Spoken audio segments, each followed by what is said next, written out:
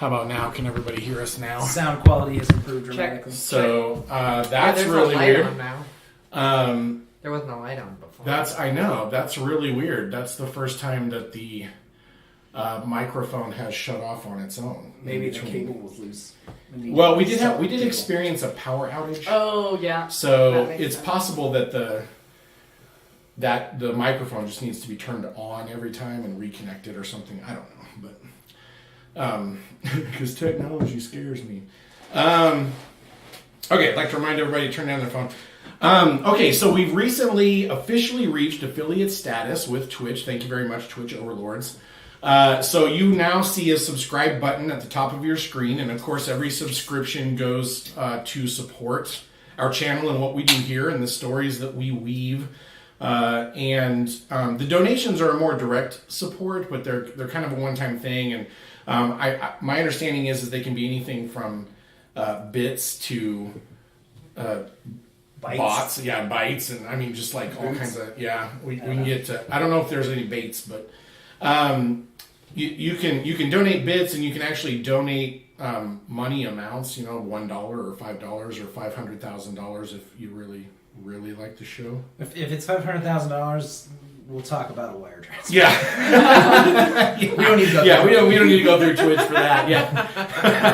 That doesn't sound shady at all. Yeah. $500,000 long for Twitch. However, subscribing is a little easier because it just comes out of your monthly. For those of you who have subscribed to Twitch, you pay a monthly amount, and you get so many subscriptions, and you can hand those subscriptions out.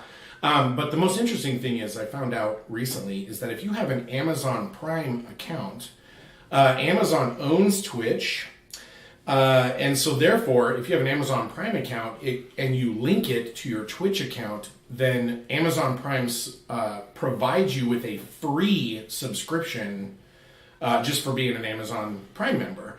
And so you can put that subscription wherever you like. Bearded foe. But we could subscribe to Sips then. Yeah, that's nice. Yeah. To what's that one guy's name? PewDiePie. No, we love Sips. I don't know. Do Twitch? I don't know. He has to do Twitch. I really don't I bet know. he does. He has to do Twitch. I can get behind some subs for Sips. The new hotness is Twitch. The new hotness is Twitch. Okay, so thank you to everyone who has subscribed. Thank you. My understanding is we've got 4 or 5 subscriptions already, so that's nice. That's a nice vote of confidence from our fans. We really enjoy that kind of stuff. Okay, so it is the 3rd Luna Day of the Lover's Moon.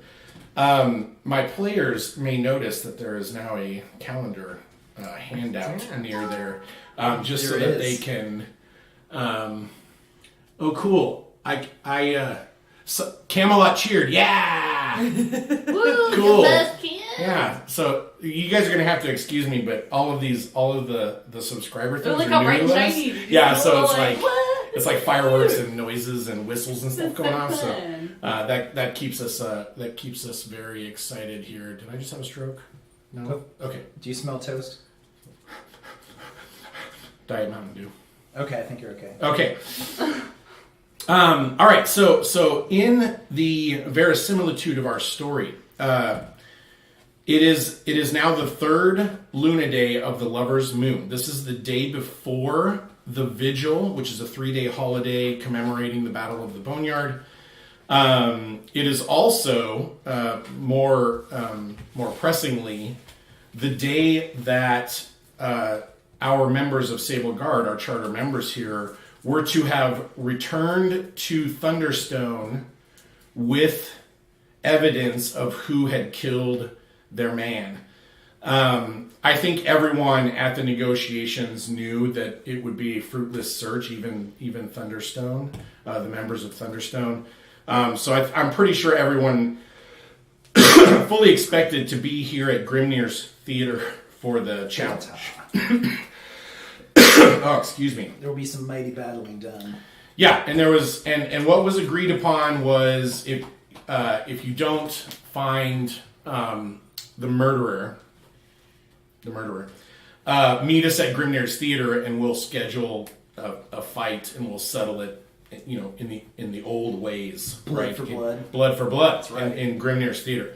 The details were not hammered out at the time of the street negotiations because things were tense. It wasn't really the right environment.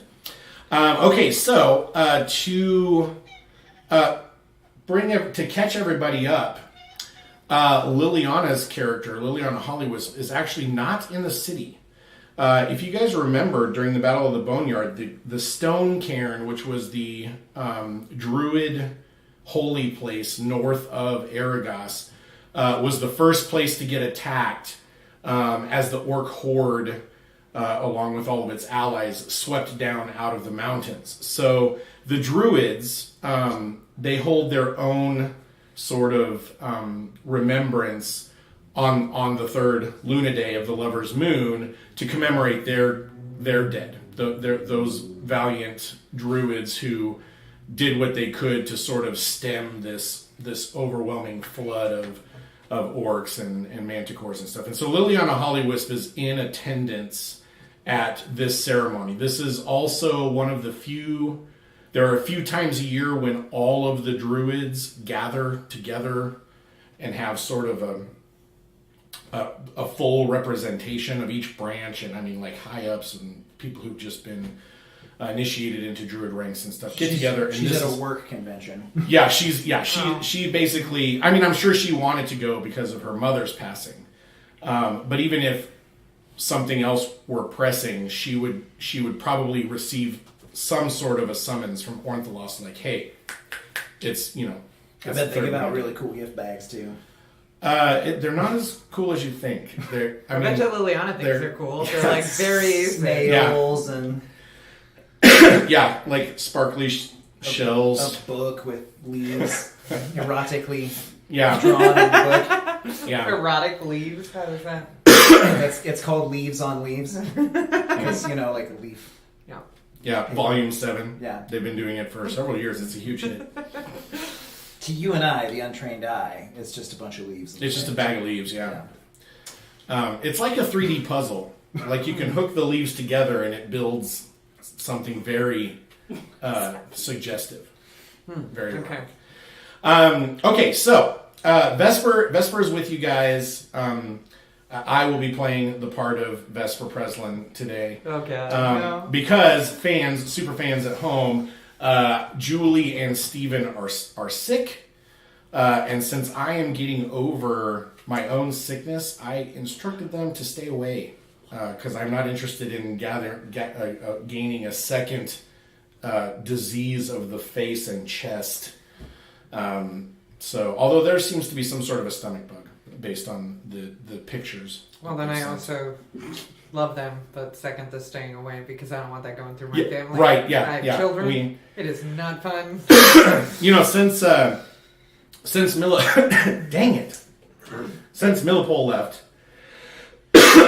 There's just been a lot of rampant sickness and disease spreading through the south side of Arragas, the city of dreams. She is feisty today. She needs attention. Grace face. It's really weird whenever Stephen and Julie are gone. It seems like all of our animals want to be in this room with us. They usually are. Junebug usually is when Stephen and Julie are here, but Grace never comes in here unless they're gone. I don't know why that is, but. She comes in here. Yeah. She's in here. She does? Yeah. Maybe I just don't notice. She just hangs out with us. Well, she's a house cat, which is a CR18, so I don't. Right. I mean, you know what I mean? I flipped past that page. Yeah. So, My DM power could crush that cat with that. yeah. Okay. I don't crush cats. People at home. Yeah, Please we don't condone killing anything less than a CR1. That's right. Because what a waste. Mid-combat. What a waste of XP and stuff. Okay. Okay, so I have digressed for almost 15 minutes. So we are at Grimnir's Theater. In one of the, we'll call it sort of a scheduling hall. For those of you just tuning in, Grimnir's Theater is a gladiatorial fighting pit that has been around since the beginning of Arragas. Although Grimnir worship has strongly fallen out of favor There's still a few that hold on to it, but Grimnir's theater surprisingly has, has survived throughout the years as a place where people can come to witness a little bit of blood sport. I mean, the things are rarely fatal in Grimnir's theater. There are lots of persons around to make sure that people don't die. But it's come to be known also as a place to sort of unofficially settle disagreements and debts and things like that. Unlike the Day of Thunder, where you can actually settle debts in a legally binding way, Grimnir's theater is sort of the unofficial, like, I'll meet you on the streets. The Day of Thunder is more like the Purge. The Day of Thunder is more like the it's sort of a good-natured pranking holiday, but some people legitimately use it to settle grievances with each other. It's a lot more good-natured, so it's usually like... They don't burn each other's houses down. Right, they don't. Very few people actually make the Day of Thunder violent, and the opposite is true at Grimnir's theater. Very few people meet at Grimnir's theater just to hash it out. They want to fight you, okay? So in one of these scheduling chambers, they just have several, employees with clipboards, and the two aggrieved parties go up and say, I'm fighting him, and he's fighting me, and the rules are to the first blood, or to the death, or to someone falls unconscious, or whatever the rules are. And they give you a slot, they give you a fighting slot, and you go out and settle this dispute in front of a stadium full of bloodthirsty, we'll call them fans. Super fans. Yeah. Not everybody's there because they know you. However, all right. Well, I am Macaria, in full paladin garb. Sure, yeah. You're there. I'm sure you're representing. Are you guys representing Sable Guard at this event? Like, are you wearing Sable Guard tabard? Sure, I'll bring a flag. Okay, all right. And then, so as far as your paladin stuff goes, so you're not wearing your paladin tabard, but you're wearing your paladin armor. Yes. Okay, all right. Okay, so you guys get there, and sort of waiting for you is Thunderstone and like 14 other guys that are all like, you didn't realize that his street gang was so big. Like you've seen it. You thought it was like 8 sort of dedicated guys. 7 now that one of them is dead. But he's actually, I don't know if he's been recruiting. Yeah, Reaper, poor Reaper. Yeah. You don't know if he's been recruiting or if his gang has always been this big, and he just operates in different areas of the city. But you guys suddenly are confronted by the idea that holy crap, like this guy's street gang is actually like a street gang. Like we have to watch out, And Thunderstone is there. Like Thunderstone himself is there. He's carrying this big old huge 2-handed, club that's got iron bands around it. And it looks like just a big chunk of a tree. Well, I don't know. Kethra thinks this is good because now this will be like officially resolved and we can just be done with it. Yeah. That's I mean, yeah. Kethra is 16 and this is Ketra's how it's 16, work. yeah. Like, we're going to settle this. And it'll be done. And it'll be done. And we won't have to look at your ugly mugs ever again. I see 14 potential dead bodies. Yeah. If this goes south. All right, so you guys walk up, and Thunderstone is sort of growling at you guys, and he says, "How do you all want to do this? One-on-one or Royal Rumble or what do you want?" You'll have to go easy on me. It's my first time. I don't believe that for a second. Only an idiot would not recognize a paladin of Givney. Well, would you like to do one-on-one? I didn't know group fighting was an option. Well, they just said meet us here for a challenge. Otherwise, right. There were no details hammered out in the streets. Right. Like now that you guys are here, you can do one-on-one, best 2 out of 3, Well, wait a minute. We're all gonna fight? If you want. I just thought Thunderstone wants retribution for one of his guys. So he wants to get at least one of you into Grimnir's theater with at least one of his guys because he's sure that his guy can whoop you. Okay, well, give us 1 second. Just give us 1 second. Okay? Guys, huddle. Okay. What are we doing, Arister? Macaria, you guys know this stuff. What are we doing? What are we supposed to do? Well, typically we duel Yeah. in the arena over there. Well, obviously. And Arister, you're such an ass. there's I know that. typically three. You can either fight to first blood, which is whoever gets scratched first. Yeah. My particular favorite, which is to maiming, which is the first person to lose a significant body part is the loser. What if... And then there's to the death. I know. Let's just not... Well, there's also the pain. to the pain. People can yield. Right. People can always, like, no matter which version you choose, people can signal that they yield by basically throwing down their weapons and taking a knee. It didn't used to be like that back in the day. It didn't used to be like that. Like, if you agreed to the death, then you were basically saying, okay, just get this over with by taking a knee like that. So, we can do any of those options. And apparently he brought enough guys to fight all three of us if we'd like. I'm not sure our chances would be. Are there just 3 of us or are there 4 of us? Is Vesper... Vesper has indicated that he does not Does not show want to up. fight a blood duel. Yeah, he sort of thought one of you two would, Arister or Macaria would handle this for him. That seems He's fair. not. Yeah, It's very Vesper... I assume he's just at the concession stand. no, he's Loading standing. up. I mean, he's planning on. He fully intends To watch. to watch. Yeah, Right. he will support you. He will. No one will cheer louder than he will for you guys. He's going to use that glorious mantle power to get the crowd on our side. Yeah, he's gonna. He better. He's gonna. He better. He's gonna amp it up. I will say that you guys probably know this. Macaria certainly knows this. Macaria is a bit of a minor celebrity here. There are people who know her as Macaria the Undying. Awesome. Okay. So if she goes out, it's possible that somebody will be cheering louder than Vesper. All right. It's possible. Well, let's do. You guys want to do a 3-on-3? Yeah. All right. Let's do it. Okay. Yeah. Wait, am I allowed to heal, right? Or am I not allowed to use magic? Well, none of my guys are going to use magic. I mean, Does that mean that I can't use magic? But that's what I do. well, okay. So here's how it'll go. There's kind of a public opinion aspect to the fighting in Grimnir's theater. Okay.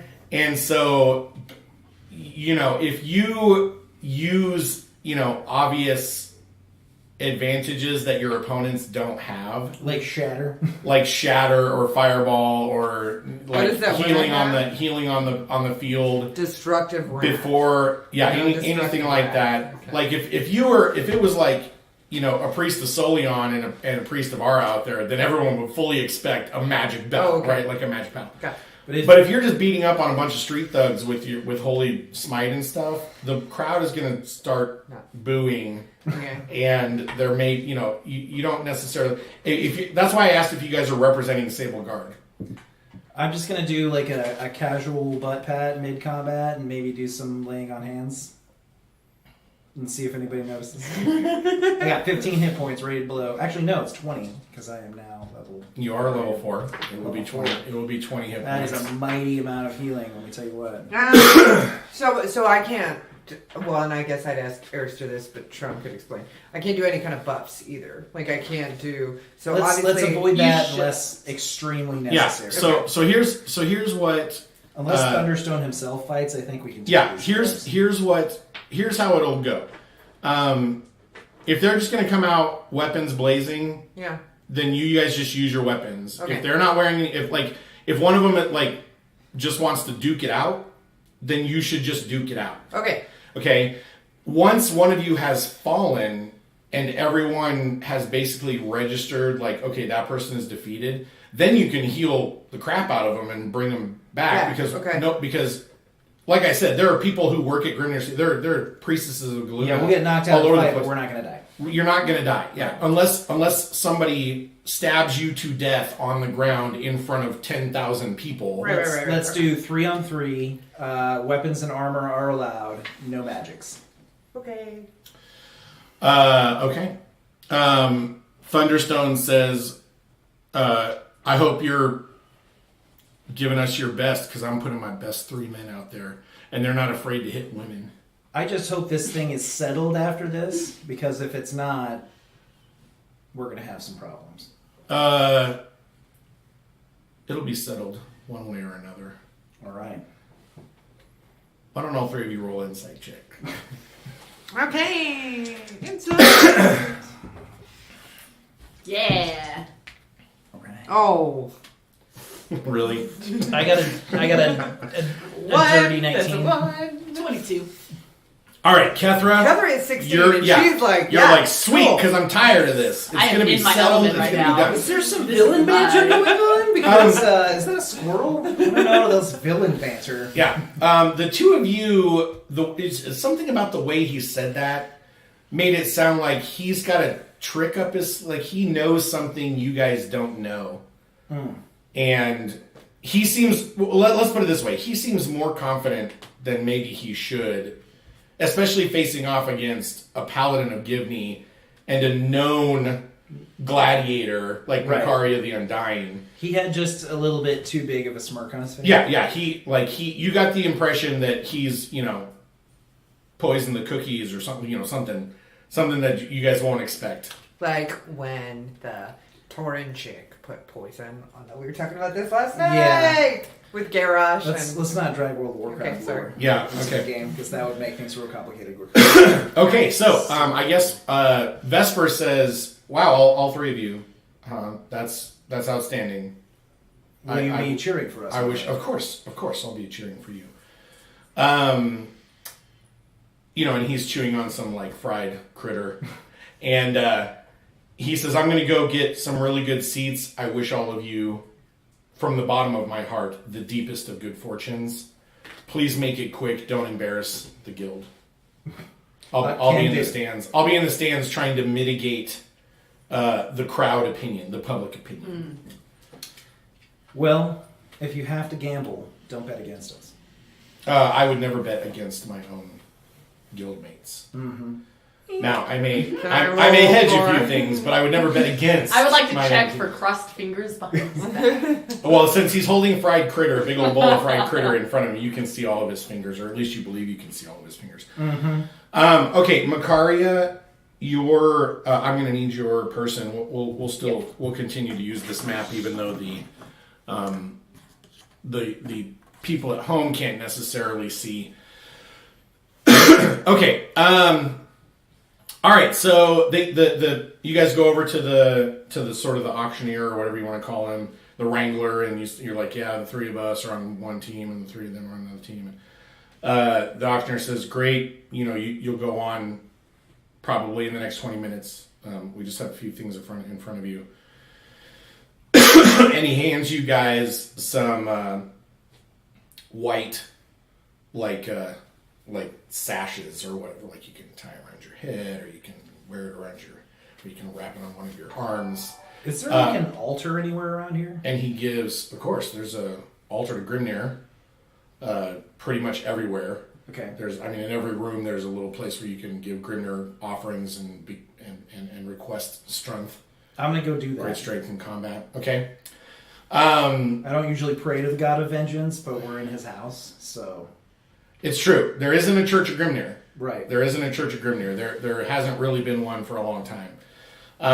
There are still shrines to him here and there, and he is officially recognized in the Pantheon, but like I said, only the Order of this Blade, the Paladins, the Grimnir Paladins, really are the only ones who still hold on to his tenets. Okay, so you go over and you pray to Grimnir. You guys see Thunderstone's men. He picks out 3 guys. They all look sort of rough and tumble, except for one guy who looks really wiry. He doesn't look very strong at all, but he's got like It's got like tendon strength, you know. In the older days, did Grimnir have some kind of blood sacrifices? Yeah. I mean, you could swear something and cut your hand and squirt the blood into a bowl. And if it's sort of like a bargain. Like, if you give me the strength to survive this battle, I will, rebuild a temple, or I will, do. I mean, it doesn't have to be something that big, but you can, and then you squeeze the blood into the bowl. And okay, I do that. I'll never give up trying to find the people I see vengeance against. That will be my promise. Okay. Okay. So there are those of us who have not forgotten, Grimnir, what vengeance actually means. Right. Catherine doesn't feel like that's very paladin-y. If it's Grimnir has paladins. Well, you haven't. I don't know anything about this really though, so I'm just like. You haven't been around any of Grimnir's paladins. This looks real dark. It's a polytheistic religion. It's cool. Yeah, you guys all recognize Grimnir. Yeah, right. I know. Yeah, but Catherine still thinks this looks really dark. Yeah, it is. I mean, it is socially acceptable to make a pact with the god of vengeance. Yes, it is. So yeah, I'm gonna do it. Yeah. There are lots of people who do it. Yeah. Yeah. Okay, so you are going to start 1 hit point down. Okay. But before we start, I just heal myself. Okay. Unless Grimnir thinks that's cheating. I wouldn't know. I'm gonna roll knowledge religion. Okay. 18. All right, you go to heal your promised cut. Yeah. And then you're like, I better not. Okay. Just in case, I'll heal it after. Just in case, I'll heal it after. Fair enough. Because it's sort of like, I promise I'll do this. Here's a $5 bill, and then it's like, well, actually, let me take this back because I need gas money. Here's $3. Whatever. Okay. All right. So you do that, Ara. Catherine, are you gonna pray? Call me Ara. Are you gonna pray to Ara? Makaria, are you praying to anyone before the battle? Yeah, of course. I am scared shitless. Kethra does not understand what is really happening. I don't know what's going on. I've seen these things from the stands. Right. Well, the silver lining is you get to test the new armor. And my new Warhammer. You get to test out the new armor, right? You're like, well, Dad, we're gonna see how this works. We're gonna see if it works. So we're fighting until the other side withdraws or is incapacitated. Yeah, they have they have indicated that. Do I get the feeling that Thunderstone has basically threatened them with death if they actually do withdraw? No, these guys all seem pretty eager to be out. Okay, good. They're happy they got picked. Cool. The official win condition is yield or incapacitated. So if they knock 2 of you down to 0, the last one can yield, and it's going to be done. All right. Okay. All right. So we'll just put some guys out. We fight though, guys. Do we have a? I don't know how to do this. Do we have a tactic? What are we doing here? I'll go for the big guy. Yeah, you guys do have a minute to band meeting. You try not to get hit. I have a shield. Plus she has a warhammer. I have a warhammer. I mean, even and if you weakly swing a warhammer, it's weighted in such a way that it'll still hurt a bit. Don't let them surround us. That's pretty much it. So we're doing like a V formation. Seriously, guys, I don't know what we're doing here. It's like a normal. Let's do an inverted flying duck. I'm not sure the technical term is a V formation, but yeah. If that helps. So we just pick different guys and we go after that guy, or do we focus on one guy at a time? Like one at a time is helpful. One at a time. Yeah. Take less hits that way. That'll be fine, with possibly the exception of Arister. He may want to sequester off one guy. And okay, you two handle those two while I handle this you guy. guys handle the second biggest guy, and I will go toe to toe with the biggest guy, and probably the third guy. Well, but why? She's really good at this. It's I'm not. I really feel good like at being Arister, hit. you're being a little like. What, Arister? I prefer not to have. A little That sounds arrogant exactly I prefer about not to this. have my party mates Well, injured horribly in arrogant a about duel in which I am also engaging. If anybody's going to get hurt horribly, it's going to be me. I realize I signed up for this when I put the armor on. So. Okay. That's good. That's our tactic. So you're gonna take which one's the big guy? Okay. So Yeah, there are two guys. There are two guys with shields. The guy with the big square, he's got kind of a square shield. He is just stacked 2 people high, right? He's just muscly. He's got a sword. He's got this big square shield. The other guy has a round shield. The guy with the round shield, he's just got like kind of a street cudgel. It doesn't even look like a real weapon to you. It's just kind of like a stone that has been fastened to a thick piece of wood. It's reinforced, but it doesn't. It looks like he bought the 5 Griffin version of a 25 Griffin mace, right? Like he was just like, hey, can you put these two together into a weapon? The guy in the middle is the wiry guy. He's not wearing any armor. He has a short sword on his side, but he has not unsheathed it, and he's doing a bunch of stretches. He's like, all right, I will go after Tall, Dark, and Gruesome with the square shield. Okay, so Makari, what are you gonna do? Probably take down the one that's the easiest to take down, so that we have less people to focus on. So we're gonna bum rush the shield guy first. The non-shield guy is usually easier to hit. The Skeletor.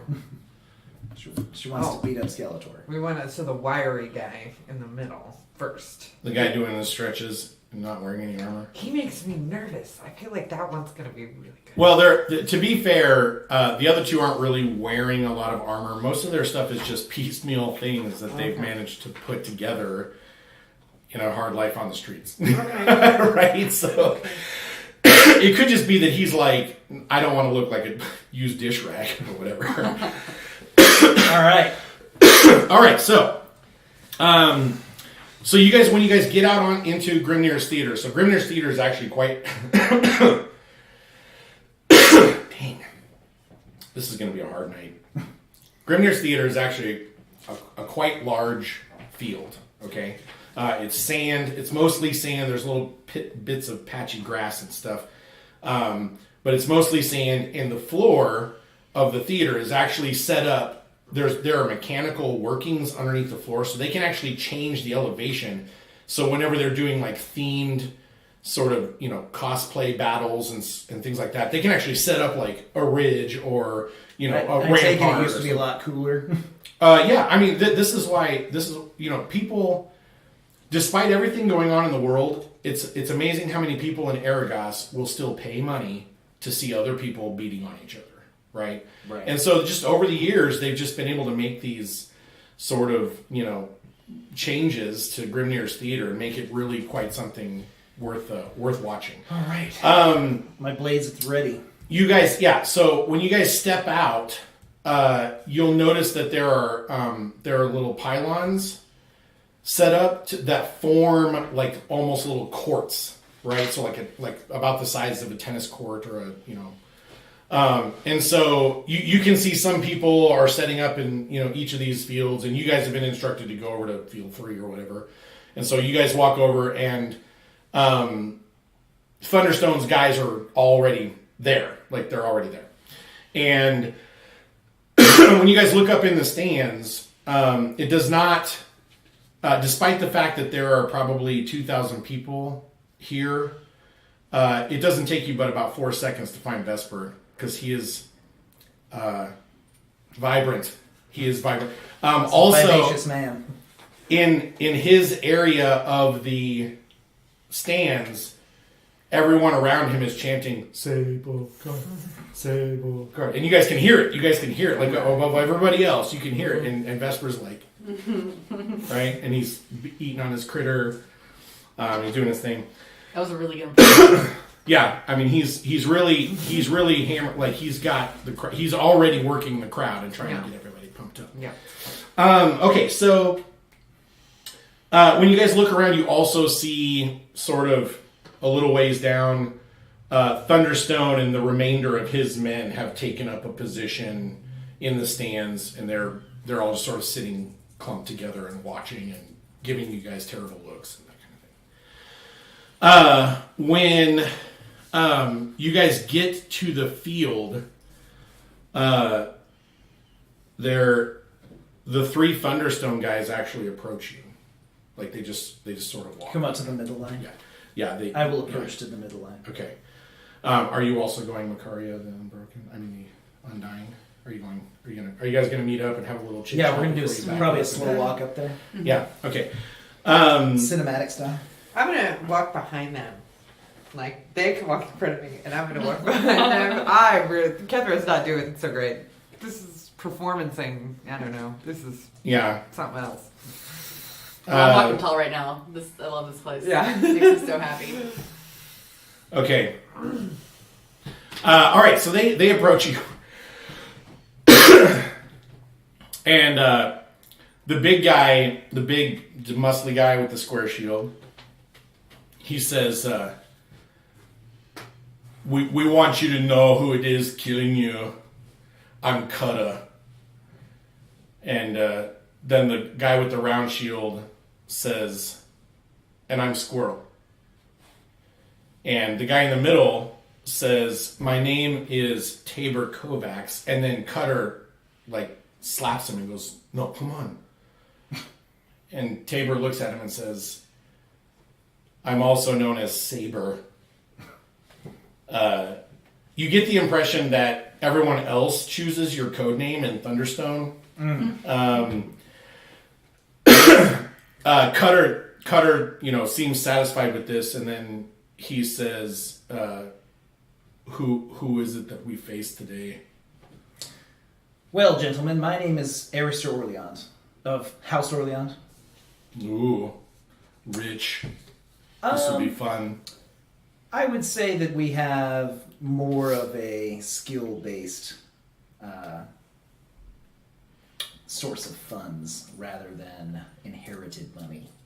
So, take that one to the bank.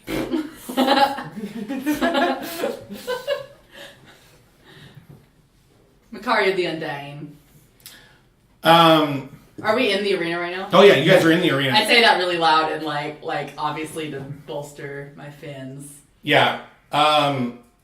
Some people, you hear some people cheer. Cutter, you see it. You see he says Macaria the Undying, and he looks at his friends and his other 2 friends. They're just like, whatever, whoever that is. You get the impression that Cutter comes to Grimnir's theater, to enjoy his sports every once in a while, and he's heard of you. He says, "Believe me, it will bring me no pleasure to beat you in front of all of your fans." I just kind of laugh. And he flexes. "And who is this little girl?" Hi. I'm Kethra. Hello, Okay. Kethra. Play nice, okay? I admire your courage. Oh, I don't have much of it right now. Don't be modest. I promise to make it swift. Kethra has killed both Nightscale and Agents of Chaos equally well as I. But not in front of people. Agents of Chaos aren't real. It's just fairy tales that people tell other people to Is keep this you Arnold? from going Is out that at who night. we're talking No, my name is Cutter. Well, Cutter. He We'll said see. Kata. His name is Kata. There's no R. It's spelled with Can an I- H. Talk to the Sorry. guy here. Okay, just making sure. Yeah, go ahead. Yeah. We'll see who ends up being Fairy Tale. Wait, what? He said. Cutter gets it, but he is wondering as you are if there was a little bit better way to word that. Probably so. I wouldn't know because I was in the several times. All right. Saber. Okay, so they all back up. Okay, we get in our start positions. And yeah, so you guys get in your starting positions, and when you get to Eric's should be on this side, right? And Macaria flipped. Okay. He's going after that guy, right? Because I'm Well, going That's for the big guy. how we would have walked up. right, okay, so when they switch, when they're walking back, you see all the 3 of them talking, And when they line up, they've moved Saber to face off against you. I see. And he made it seem like he wanted to, fight someone who's in full plate. I see. And Cutter moves over, and then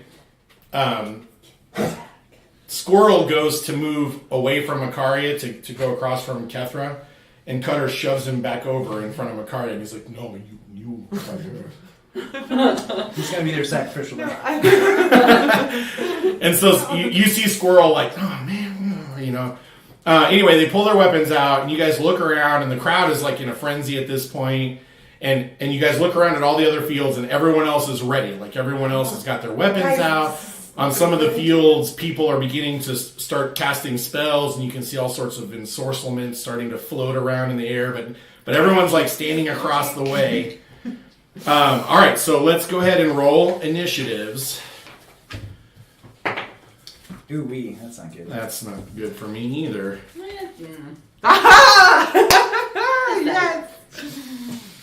What do I add to that roll? Initiatives in the middle. What you're telling me is you're going to be holding your action. It's 2 decks. I'm so scared. Remember, an action you can use is just to help your ally to give them advantage. Yeah. That's right. We never utilize that, but that's the thing. It is a Yeah, thing. it is a thing. Okay, Arister. I got a 5. Whoops. Okay. Kethra. Whoopsie doo. I got a 22. Ooh, good job, Kethra. Not 20, huh? Oh no, I got a Makaria. 21 on mine then. I'm Makaria. doing my math. 14. The Undying. Makaria. Okay. All right. So there's 3 big, huge ram's horns. They're not ram's horns. They're too big to be ram's horns. If they were huge rams, they'd be ram's horns. They look like mammoth horns or some sort of creature that you guys from antiquities. In sort of the Ricola commercial way, these 3 guys all blow on into the horns at the same time, and this just deep resonating blast shoots out and is quickly overcome by the roar of the crowd. And you guys start hearing magic shoot off, and everybody starts charging towards each other. Okay, all right, so charge. Kethra, you guys everybody starts off. Our initiative is going to indicate who makes it more quickly. Kethra, you. Can I use my initiative to run behind Arister? Yeah. So you want to hold your action and wait for Arister to move, and then you're going to move behind him. I want to make sure that big guy is not going to hit me. So I would like to make sure that Arister can get in front of me. Okay. Before big guy. So hits me. all right. So That's what I would like to do. So you're going to hold your action down to. I can't just sneak behind 4. Arister. Okay. Why can't I just go? All right. So the one called Squirrel is very quick, and you begin to suspect why he might have been called Squirrel. He basically moves in a straight beeline to you, Makaria, and makes an attack roll. Okay. He misses wildly because obviously you see it coming. I'm going to scoot this back a little bit because we're going to assume that you guys have started to run a little bit. So you see it coming, so you're able to get out of the way or whatever. Also, attack! Okay, so you're going to try to riposte? Yeah. Okay.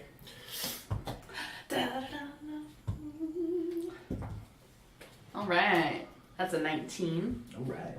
A 19? 5 out of 5. Okay, so you barely get him, right? Because you dodge, you knock his weapon away, and you're coming back for that slash that you've done 100 times, right? Mm-hmm. And he actually starts to duck it. Like, he's so fast. He's just very lithe. And you end up cutting him across the shoulder instead of across the chest. Like he moves out of the way, and the blade is just like, whoosh, right? Mm-hmm. Okay, so roll your damage.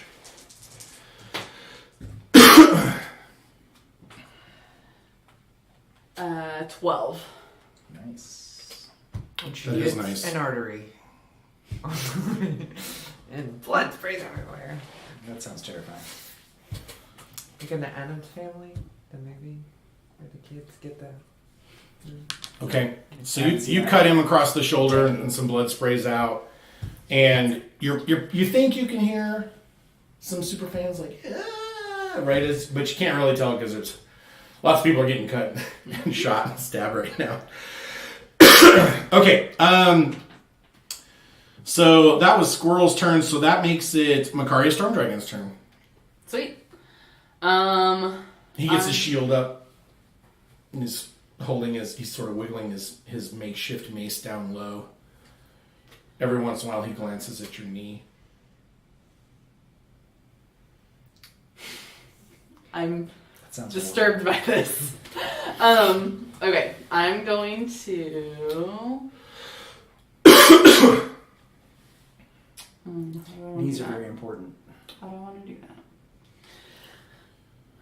Man, if his Oh, really? AC is that high, I spent a lot of time goobering around this session so far. We sure did. We wasted a lot of... And let's be honest. We didn't waste any time. I wasted a lot of time. We help. You know that happens. I think I'm going to use a fainting attack. Okay. So that'll give you advantage on the attack roll? Yeah, Okay. I think that'll be more helpful than Okay. trying to reboost. Yeah. Well, he does have a shield. remember. Okay. Nothing. Well, it's a Snake eyes. 15. I rolled a 7 and a 9. Yeah. That's He nice. you faint and come in and you get the impression that he fell for your feint, but he's literally just so, like his head's on a swivel, and he just gets his shield down and in the way, and your sword hits across it and just glances off harmlessly. Okay, so that's going to make it Saber's turn. Saber is going to move. Here, we're going to scoot Arister up. Saber is going to move straight towards Arister. All right. And he says as he approaches, I've always wanted to fight a soldier, right? And you see almost a hint of glee on his face, I think he's the dangerous. right? Maybe. And he hasn't drawn his sword. It's still on his hip. He hasn't drawn his sword, but as he gets closer, you see him ball his fists up, and he just gets into like a cage stance, and he just starts moving around like he's made out of Jello, right? All right. And you're like, what are you gonna do? Punch my armor? So he throws his first punch, and you get your shield in front. Excellent. And you see him kind of flinch, and he's like, oh. And then he throws another punch and hits you right in the face for 9. Ooh. So all of a sudden you're like, oh, wait a second. Maybe that first punch was just a jab to get me to lower my shield. And then he comes in with the cross and hits you in the face, right? Yeah. Okay, I would so, say so.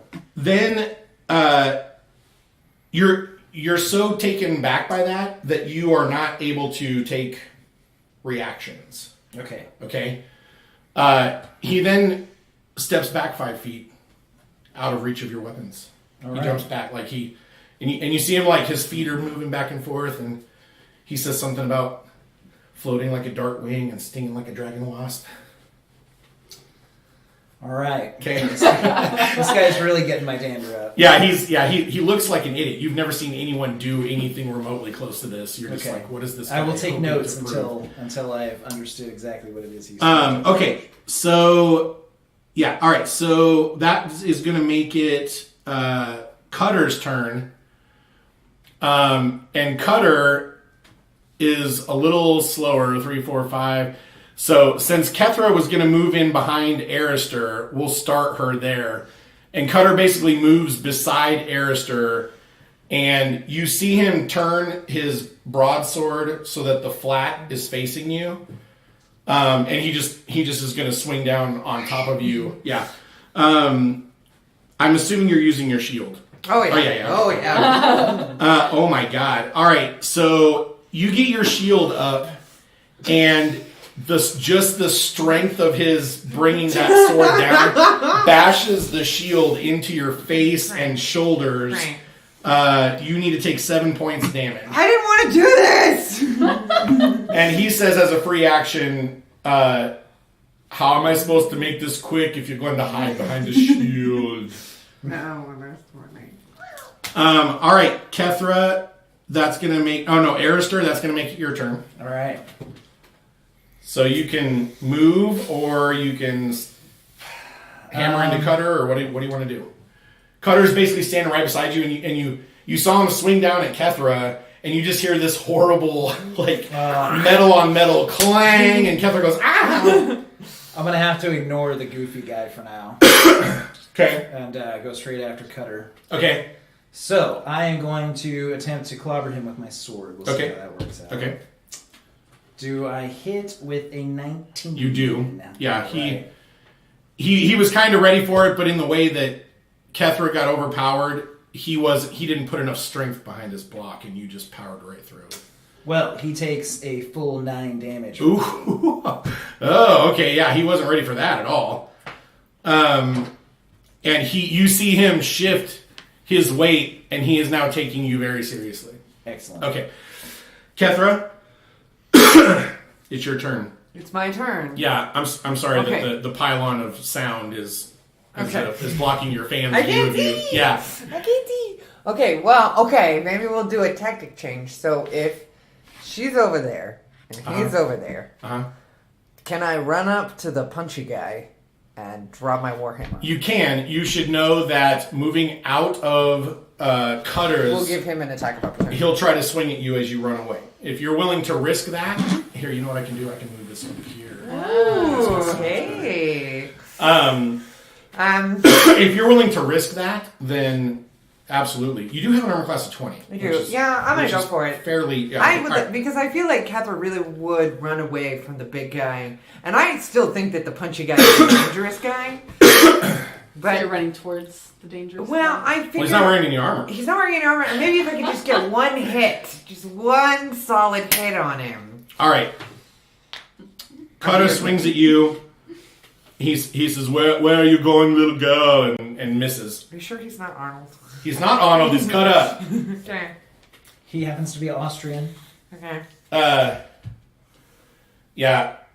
You guys hear a dwarf from the crowd shout, "Gang up on him! Use tactics!" I don't know what those are. You guys look around and you see a grumpy old dwarf with graying hair. Yeah. But he's shaking a mug of ale as if it were an axe. He's like, "Gang up on them! What's wrong with you?"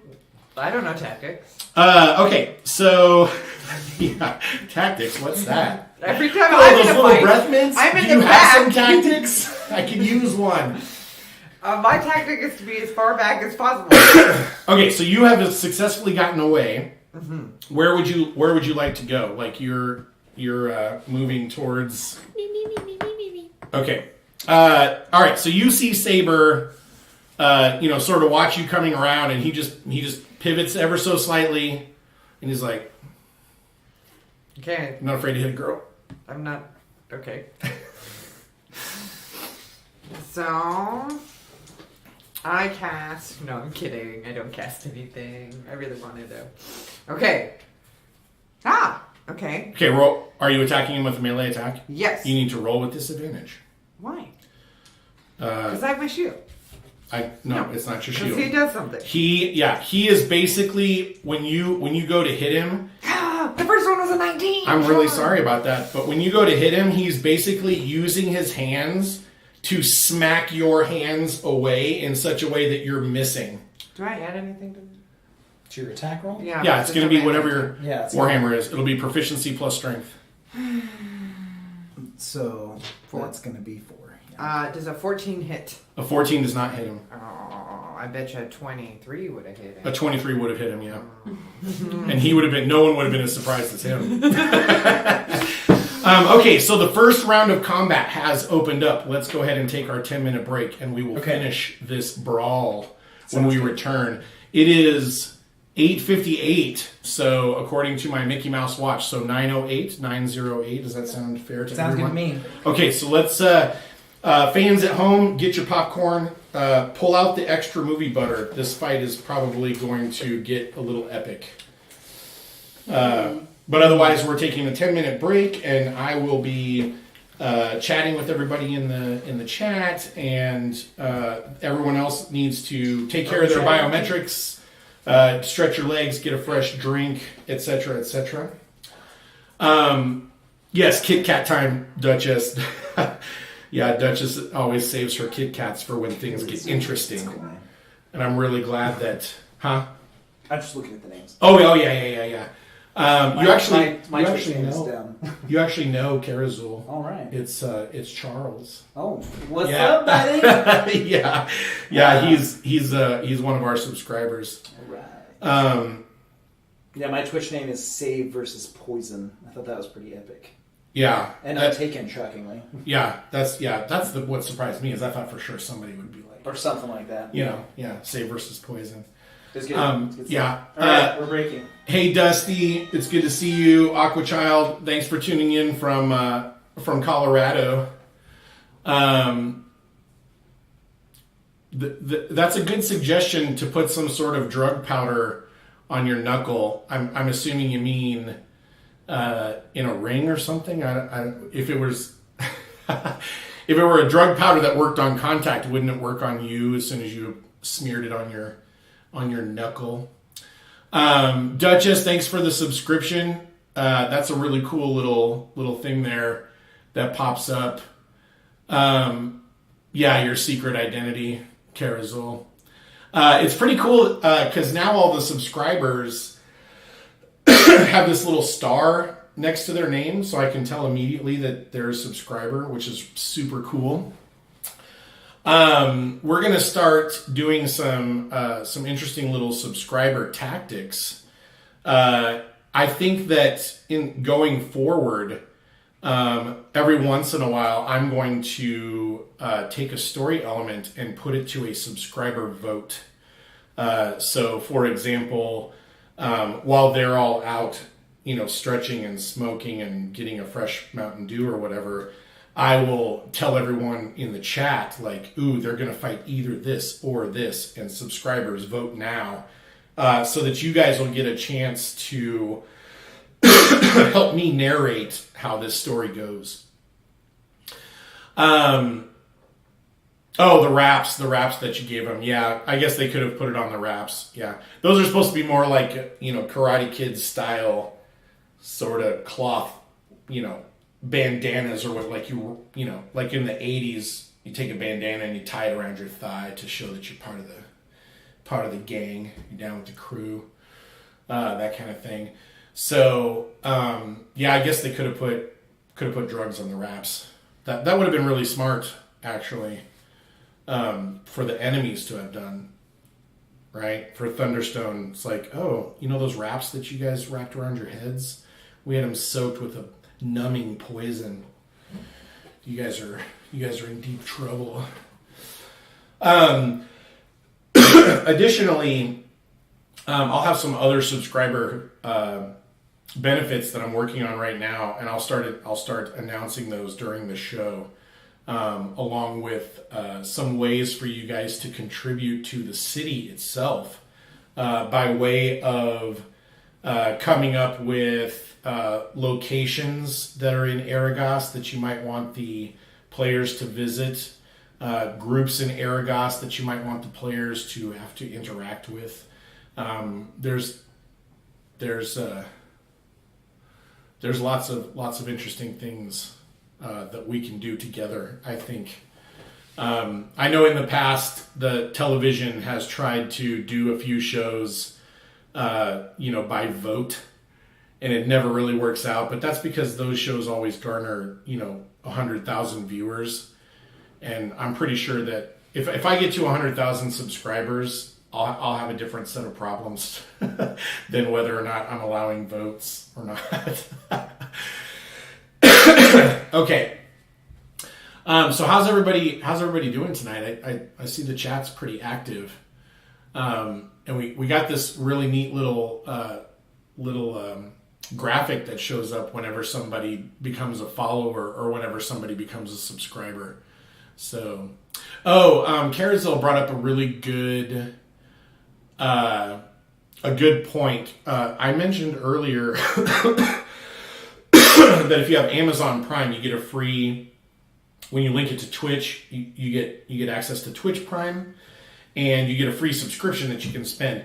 It's not a normal subscription in that you have to renew where that subscription goes every 30 days or every month. So for those of you that are using your Twitch Prime subscription to subscribe to our channel, please remember that you need to renew that. I think it's every 30 days, but it might be every month. I'm not really sure. Yeah. Beard and brush, we need to do that. We need to get together and hammer out a time, because I think that would make a really good other segment. Like, we could actually do like a Thursday night show or a Saturday night show or something like that, where you bring your paints, and I've got paints and stuff here, but basically we work on some figures, and you can show people some cool techniques, and you can show people show off some of your stuff. For those of you who don't know, there are 2 people in the entire state of Oklahoma that I consider to be the best miniature painters around, and one of them is Beard and Brush. So if you are in the Oklahoma area and you are interested in getting some painting tips, Beard and Brush, I don't want to speak too much for you, but you do commission work, right? I believe I remember us discussing that you work for commission and do special request stuff, in addition to like your painting workshops and things like that. So why don't you post up in chat if you're available for commission work? All right, so it sounds like my players are on their way back. We've got about another minute or so before we continue this fight, not to the death, but to the yield. Of course, if you are knocked unconscious, you are considered to have yielded. Beard and Brush says always, so that's good. So if you guys are interested in getting some miniature work done and you want to hire Beard and Brush, he is available. And I'm gonna contact you, Beard and Brush, about getting some of your contact information, and we can put it in this window that's right below me. Because we've all been giving up on the idea of map cam until such time as I can buy a bigger rig to hold all my RAMs and all my gig RAMs and all my megabytes and all the other technical things that I need apparently to run 4 cameras. 3 cameras was fine. 4 cameras, my computer's just like, no, it's too much. It's too much. Is Dutch watching? Duchess is watching. Her last comment is that it's about to be American Idol in here, because I was talking about how I'm going to allow subscribers to vote on things during the halftime, and sort of help me direct where the narrative goes. And, she's never allowed to vote. You're never allowed to vote. That is not true, Duchess. You're never allowed to vote. As a subscriber, you have earned the right to have a vote. Oh God. Yeah. So we'll see how that goes, won't we? All right. So we're at the time when everyone must gather again to continue with this battle. I'm ready. Okay, so this will bring us back around to the top of the initiative order, and that makes it Squirrel's turn. Squirrel is going to attempt to attack Macaria the Undying again with his cudgel. He gets an armor class of 19. That gets me. That does get you. Oh yeah. Are you sure? Oh yeah, I'm you're 16. 16. Okay. All right, so you can take 9 points of damage from his cudgel. He did in fact go after your knee. You were kind of ready for it and took it in the thigh instead, but you were getting to the point now where you realize you just need to assume that he's way quicker than he looks. Right? He's just way quicker than he looks. Okay, so that was Squirrel's turn, so that makes it Macaria Storm Dragon's response. Macaria, what are you going to do about him hitting you in the thigh bone, which is connected to the knee bone? I'm gonna take a swing at him. Okay. Gracie. Mom, I want you to. Oh, okay. 16. 16 is a hit. Okay. Whew. These guys have AC like we do. Yeah, he had an opening power that made him this, but now that he's actually fighting, he has to worry about swinging too. 10. 10? Jeez Louise. All right, so you get Squirrel squarely in the chest with a, you slash an M into his pec or whatever. I don't remember if you, or is it like an M, little t, U, and then heart? Yeah. yeah. The heart at the end. I also action surge and dodge. Okay, good. That's a very good idea. All right, so that was Macaria Storm Dragon, so that makes it Saber's turn. All right, so Saber is going to actually move closer to Arister. So he steps so that you're immediately to his right and Arister is in front of him. And then he is going to make his attacks. Arister, he's going to punch at you first. Excellent. Bring it on. I rolled the wrong dice. Hold on. Okay, Filthy so fist-using knave. he hits armor class 18, which is not enough. Then you see him basically follow it up with. Hold on, I need to mark something off here. He follows it up with another jab, and he misses. And then finally, he 21.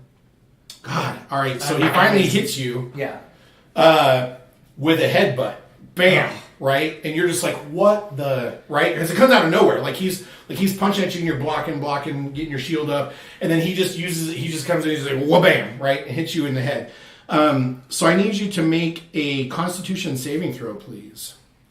Am I good at that? I hope so. Question. I think you should be as a paladin. No. You get +2. That's true, I do. 12?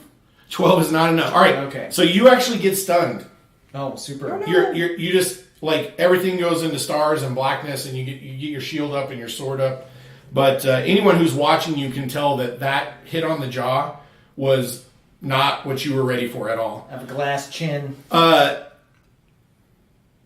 Saber sees that and then turns to Kethra and attacks her. Armor class 20 is going to hit you even with the shield. So you can take 6 points.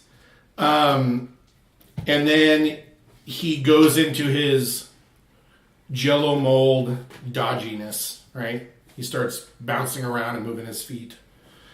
Okay, so that was Saber. That makes it Cutter's turn. Cutter is going to take advantage of the fact that you are stunned, and he is going to try to stab you. And you, even though you're like, he's coming. Yeah, he's just like, ka-ting, dang it, quick, ka-ting, ah. Yeah, you get the impression that That's Saber what is. you get. Yeah, Saber is all about just raw power. You're not seeing any Making training. my brain hurt. Yeah, you're not seeing any training in his strikes. Okay, so Arister, you are stunned. So I can actually get you that condition so that we know Lay on hands helps concussions. what stunned does. There's stunned right there. Okay, so you are incapacitated, can't move, and can speak only falteringly. You automatically fail any strength and dex saving throws, and attacks have advantage against you, which I already took into account. So there's that. Okay, so basically on your turn, you can say something haltingly if you like, but you can't attack or move. You can't take any actions. Oh, super. Well, next time we fight with magic. Yeah, yeah. All right, Kethra. You see Arister sort of doing his best to deflect Cutter's attacks. The guy in front of you is using his elbows and his knees and his head, like basically all the really bony parts of his body, to try to pummel. I'm going to. The guy will get an attack of opportunity. I know this. Okay. But I'm going to move back around to Cutter. Okay, so are you gonna move around this way? Yeah. Okay, so then he doesn't actually get an attack of opportunity because you are not leaving his area, his threatened area. He pivots with you, but once he sees where you're going, he just sort of readjusts so that Arister's here, you're here. And I'm going to try and hit Cutter with my Warhammer. Okay. I don't have to roll disadvantage this time? Right. Yeah, not on Cutter. Okay. Cutter's not dodging. Okay. Dice. I got... Are they non-cooperative? They are non-cooperative. I got a 10. Yeah. Cutter sees you coming and puts his shield out, and your hammer hits, and he's like, "Pa, pa, is that all you got? Okay. I promised to save you for last." All right, so that brings us back around to Squirrel's turn. Squirrel is going to attempt to hit you with his cudgel. I have disadvantage, right? Do I have disadvantage? No. I don't have. Yeah, for dodging. Oh yeah. I have disadvantage. Okay, so 13 is a miss. All right, so Sweet, I'm gonna get him. You get out of the way. I mean, he comes in with the same attack, and you get out of the way, and you're just like, poke, right, with your rapier. Yeah, 17. 17 is a hit. I forgot to roll my regular damage the first time I did this. Because I'm silly. Okay, he's dead. Not dead. I didn't kill him. I said dead, but I didn't mean dead. That is 15 plus 6. Oh man. Oh. He is unconscious. Okay. So, do you want to describe it for me? Go for it. All right.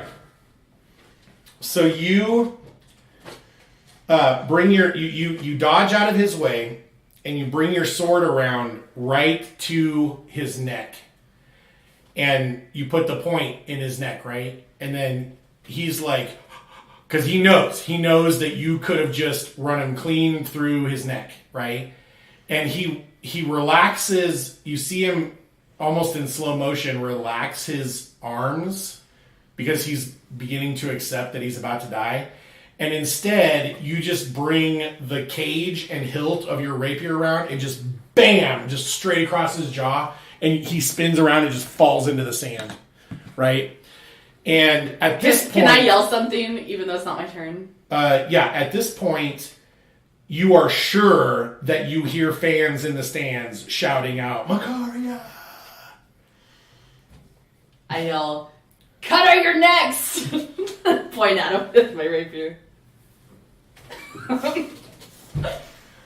Cutter pivots to bring his shield around. Okay, so you can. Oh wait, that's not your turn. That was Squirrel's turn. Well, it should be my turn now. It is your turn, yeah. So what are you gonna do? Are you going after Cutter? Is Cutter truly next? He is truly next. He's like, oh no, Squirrel, you fool.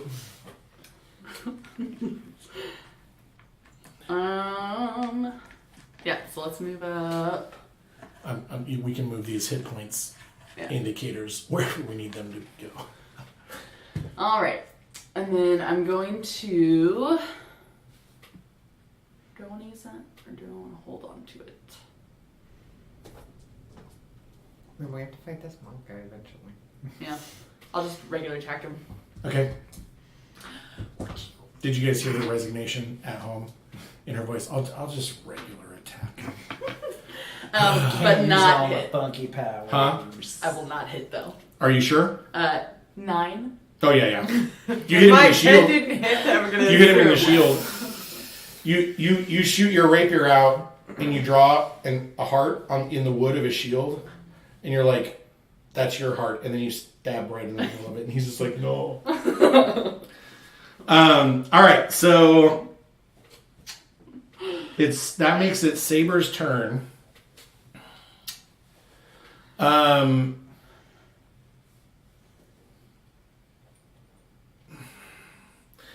Saber is going to take advantage also of the fact that Arister is stunned, and he's going to move away and attack Kethra. Okay, cool. All right, Kethra. So he brings his knee up into your shield and knocks it kind of away. Like he actually brings his knee up to the bottom of your shield on purpose to knock it up and away. And then he throws a punch and gets you for 5. Boom, right in the chest.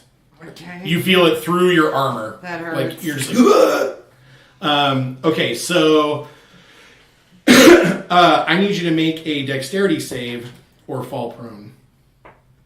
Because he's basically just knocking you down. Okay.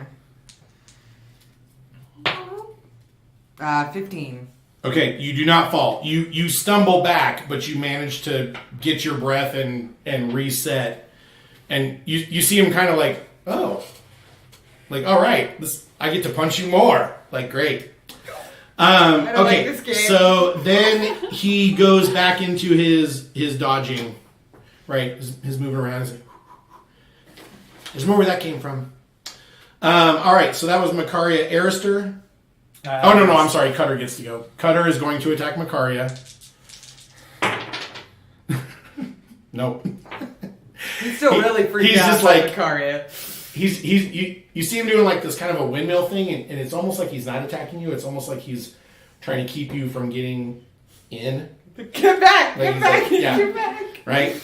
It's very ineffectual. It's very This is a ineffectual. valid tactic. Yeah. Okay, Arister, you snap out of it. Oh, sweet. May I attack? Yeah, All you can take your turn normally. Sweet. All right. I guess Cutter is gonna get cut Okay. Oh, nice. if I can manage to pull it out. Oh, no, I did not. And you know what? I'm gonna use inspiration on that. Okay. I've been saving that for games. Because your vengeance is important to you. It is. It is. And, this And you guy's- made a promise. I miss. No! Are you sure? Yeah. Did you roll a natural 1? Okay, No, 9. dice. Okay. Total. A 9 Dice. total? Okay, yeah. We need to talk to yeah, our dice I for mean, a minute. hey. We need Does to a, take a break. 13 hit? Because that was what I rolled first. Or just 13 does not. Oh, He's you got still AC have. 14. I would just like to point out that the dice may be enforcing a karmic justice here. Because I guess. your characters don't know, but of course we all know. We know. The metagame overseers know. The gods, as it were. The We best know. part is I could totally use my inspiration I gained for killing that guy. Okay. Yay! All right. Okay, Arister, you attack and miss. Kethra. Okay, come on. Okay, we're gonna play nice. Who this are you time. attacking? Cutter, Cutter. or Saber? I'm gonna try and nick down Cutter. I remember now. Before we came out here, we said we were gonna group thing. I kind of forgot about that in the middle of the battle. Yeah. But now I remember. Now you're like, oh yeah. We're supposed to group up. Okay. And the dice are gonna roll high. It's gonna happen. 11 plus 4, 14. 11 plus 4 is 15, which is a hit. 15 hit. Yes, math. Math and things. You know, I got my degree basically in statistics, but you know, whatever. Yeah. So then I roll a die 8. Yeah. He takes 5 damage from my warhammer. All right. Good job. And- That's a really solid hit. Entire 5 damage. He goes, ow. Okay, now I see that's what you've got. Sorry. That's much better. Sorry. All right, so it comes back around to Squirrel, who is unconscious. That makes it Macaria Storm Dragon's turn. Okay, let's swing at him again. Okay, against Cutter. Yeah. Dirty 20. Nice. Miss. Just kidding. 5 by 5. And And 10. I get +6. You hurt my feelings with numbers like that. I just want you to know. All right, so you get Cutter, right? He's doing his swinging thing. He gets hit by Kethra. He brings his shield around to try to block it, and you just take advantage of that opening, and you hit him in the belly and just drag your blade across his stomach, and a bunch of blood starts squirting out, and he's like, oh! I told you were next. What about Saba? He's next. Don't forget Saba. You can see he's trying to hold it together. He's trying to hold it together. He's not. This is not what he signed on for. He thought for sure you guys were gonna be easy pickings. Okay. All right. So Saber sees the situation.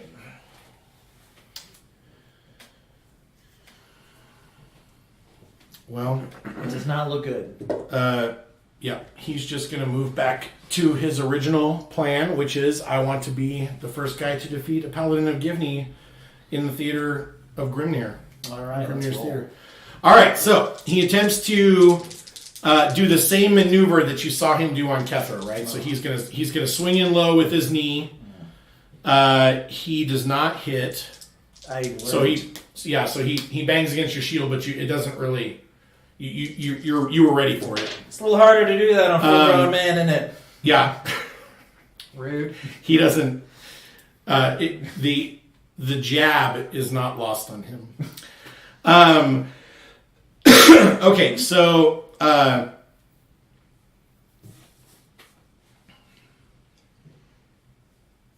He misses. We move on. yeah, no. All right, so he is going to. Yeah, he's going to spend his last little tidbit of street brawl. And you just see him just start throwing haymakers at you. Right? And most of them bounce harmlessly off of your armor. One of them gets through for 5, and the other one gets through for 10. You're going, no, Eris, are you okay? And I'll be okay. I need you to make a strength saving throw. Oh goodness. Aren't you good at I'm those? actually pretty okay. This should be one of your good ones, right? As a paladin, don't you have strength? I've and wisdom? got charisma. Well, no, wait, and don't wisdom. really it. That's roll high. Charisma and wisdom saving throws as a Yeah. paladin. Oh, Yeah, okay. that's my boxes are checked. Okay. Not bad. I got 18. 18. All right. So with his last couple punches, he then throws a kick straight into your chest that you could tell by the way he did it that he was attempting to shove you away with the kick, not actually kick you for damage. Like he was trying to push you back, and you just dug your toes in, and he was just like, all right. Once again, Yeah. full-grown man. Yeah, he's it looks like he won't be the first guy to defeat a Givney Paladin. He's kicking a 300-pound pile of metal. Right. Okay, so that was Eris weighs Saber. 400 pounds. Well, the armor is 70. That makes it Cutter's turn. Cutter is going to attack Kethra. Oops. Kethra, Cutter manages to hammer down on you again take another 6. Oh, crap. All right, so then that makes it Arister's turn. I'm not All feeling right. good. Wait, did I go this? Makaria, you went before Saber, right? You cut my guy for 10 across his belly. And then Saber he moved over, did a whole bunch of elbows and headbutts and punches. So yes, I believe you went, yeah. I thought Cutter went after me.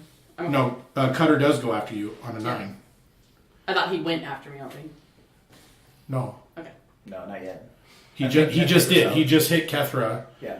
and now that makes it Arister's turn. Right. So, how bad's Cutter looking? Really bad. He is bloodied. All right. I'm You're pretty sure the next strike will put him out. Of his All right. misery. That's the next strike then. I got a 25. Yeah. He had no chance against that one. That is a solid hit. I only do 5 damage. All right.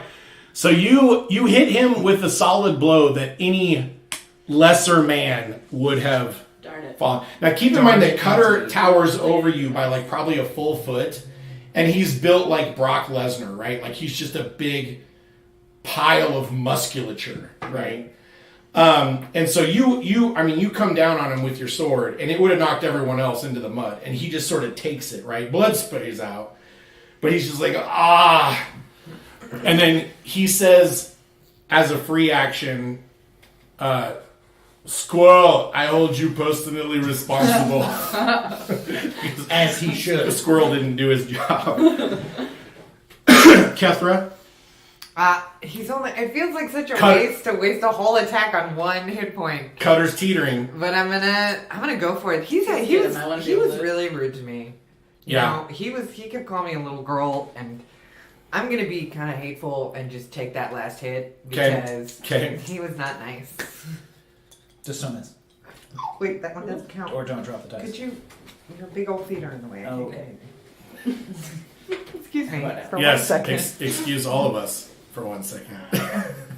Hi, kitty. Kitty. Okay. Watch out, kitty, get out. Yeah. Yes. Metal I got versus man. That's right. 16. 16 is a hit. Yay! Yay! Do any amount of damage. I think I got this. Oh, of course on this one. I got 7 plus 2, so I did 9 damage. Okay, but great. He's just unconscious. Do you want to describe it to me? I'll describe it. Okay. I see that he's teetering, and I'm kind of pissy about how mean he was to me. Mm-hmm. And I was like, "Who's a little girl now, bitch?" Yeah. Just. Yeah. Yep. That's yeah. He goes to say something like, you think he was going to say "you still are," but the warhammer clobbers him, and he makes this weird face, like he's like he can smell grass growing. Yeah. Right. He's like, and then he just topples over into the sand, and the crowd goes crazy. And I'm like, "Yay! I'm probably gonna die, but I got one." All right, squirrel's out. Macaria. Sweet. Alright, I'm coming around. Okay. And I'm going to goading attack him. Okay. You guys notice that the Saber has not yet been wounded. Yeah, we're Saber is... Well, 16. A 16 is not a hit. Okay. Oh, yes it is. A 16 is a It hit. is? Sweet. Yeah, Then 16 I'm is goading a attacking hit. him. Okay, He so has what to is do that? a wisdom save. Okay. My DC is 14. He's pretty wise for a street thug. Yeah, he makes it. What happens? Nothing if he makes it. Okay. But I'm going to hit him for lots of damage. Okay. Aw, that stinks. 15. I I hate rolled you. a 1 on my secret. I hate you. Yeah, that's what All right. So 15, 12, 15. All right. So you stab him. He screams out, "Oh, oops. This is what pain feels like. It's not fun. I am not a fan." Okay. So Saber is in trouble. Not as much trouble as I am in right now because He looks around at his fallen comrades. And then you see him look up into the stands. And he smiles. And then puts his hands up and takes a knee into the sand to indicate that he has yielded. Aww. I And the strike crowd, down. I and the crowd goes, yeah! Top of the head. Nice. Only cowards get hit in the top of the head. The three of you make perception checks. Oh, I'm pretty good at this. Oh my mother. 19. I got a 16. I get to add all my bonuses to that, so I got a 7. Okay. Kethra, you're too busy watching. You're too busy basically scowling at Saber and recouping your energy. I have 3 hit Yeah. points right now. Oh. I think I'm so, dead. yeah, are you just guys all like- bloodied? No, I'm at 12. I got hit once. I'm in So 3. you're bloodied and you're bloodied. I am like, I'm just trying to not. Okay, so Are the two of you. Are we officially out of combat? Yeah. But I got there's. I need to tell you what happens with your perception check. Okay, so you guys look up in the stand where he looked, and it was where Thunderstone and the rest of the gang were sitting, and you both notice that they're all gone. Like they have vacated the stands. Make another perception check. Oh no, they're gonna go attack our base. Or something. Critical 20. Critical 20. Nice. You immediately look over to where Vesper Preslin was sitting, and he is also gone. That's not good. Oh no. He can also turn invisible, though. It dawns on you that maybe there was a reason he wanted Sableguard's best fighters down here so that he could do something untoward to whoever was up in the stands. I see. Well, I don't think of that at all. In that case, I am going to lay on hands myself for 8 hit points. Okay. And her for 12. okay. All right, so yeah, the crowd is going nuts. People are still chanting Sableguard, even without Vesper Preslin being present. The crowd is going crazy. You guys move off of the field. I drag Boxer Guy with me. Saber, you do? Yeah. Why? By the scuff of his neck. Until I get to the bottom of what happened up in the stands. Oh, well, that's not, like, first of all, he's not going to allow that, and second of all, the contest is over, and Right. you're standing in front of all manner of witnesses. Are you making some sort of an arrest? I would like to take him off to the side so we can have a discussion. Can we not just all pick him up and move him off? We don't want to do that. Well, he is- with everyone Boxer's he is- else. still awake. Yeah, you guys are talking about Saber. Yeah. He's able to move off on his own accord. And he has yielded in front of gods and everyone. But we can't. So if you guys then I would prefer to wait outside. grapple him and drag him off somewhere, the people who work at Grimnir's Theater are going to be like, hey, what's going on? The contest is over. When people are cheering and yelling, though, Kethra is going to go over, and I know I'm just saying this because my character would do this. I'm going to check to make sure that both the guys are stable. Well, Yeah, they're I'll question unconscious it right now, here in the yeah. middle of the field. Then I don't care. Okay, well, what do you say to him? You could be like, I'm I checking. say, where did your boss go? He probably left when he realized we were losing. Insight. Okay. 13.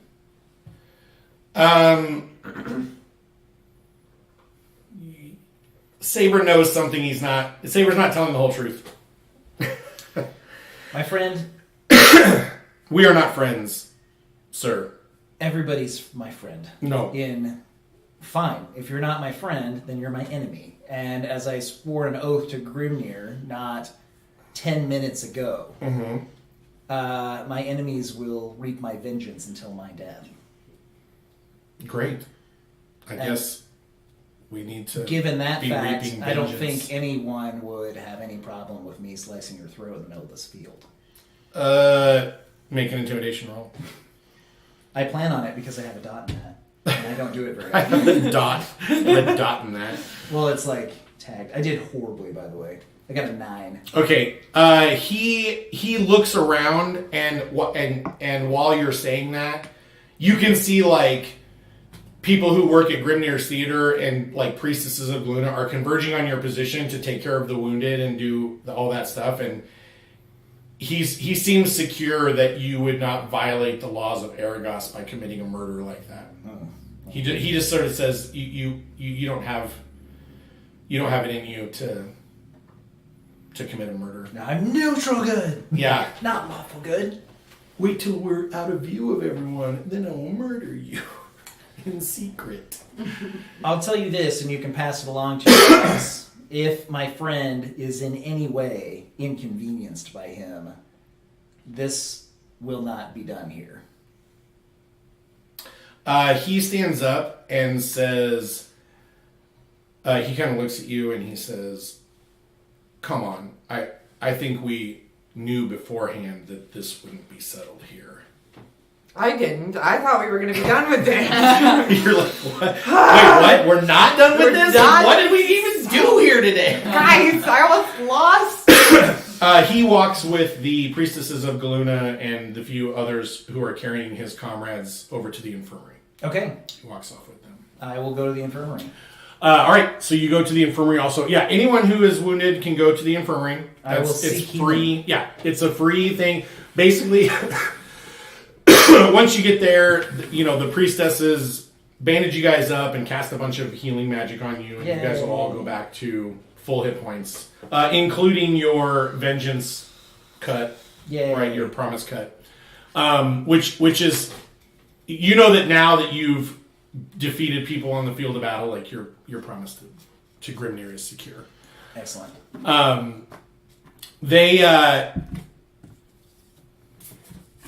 Aww. You guys listened a little bit to when it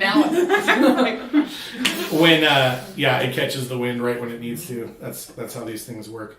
You guys overhear Saber and Cutter and Squirrel talking, and Cutter says, "Is it done?"